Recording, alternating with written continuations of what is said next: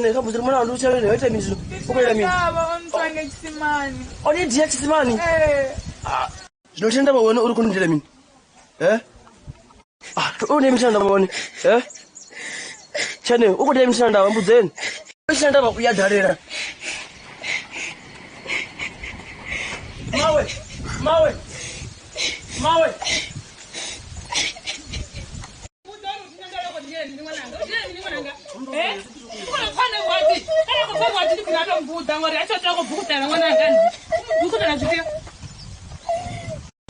Mbuzani achiendayo. Ndiri uri kunirwara mini? Unjele mini. Kubani kusukulela lisambi. Mawe uri nende ditakadzi yafamba. Chinanda vaziyo ditakadzi nekuzwana litini. Utita kadzi yerwa iningo. Ndari muzana itina ndarava. Utova mukomana wanhu marasi mwana akanazwana litini. Atina mwana woniru. Atina mwana watambisa na utini. Uri nirwara zviro zvorine mumakadzi. Mumakadzi waziya wangeni.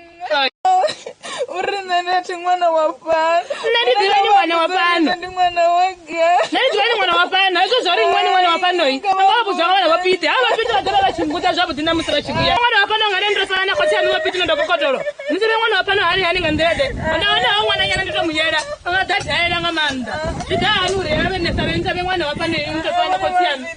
Ati zwana ezo ni mwana muyere mani ai.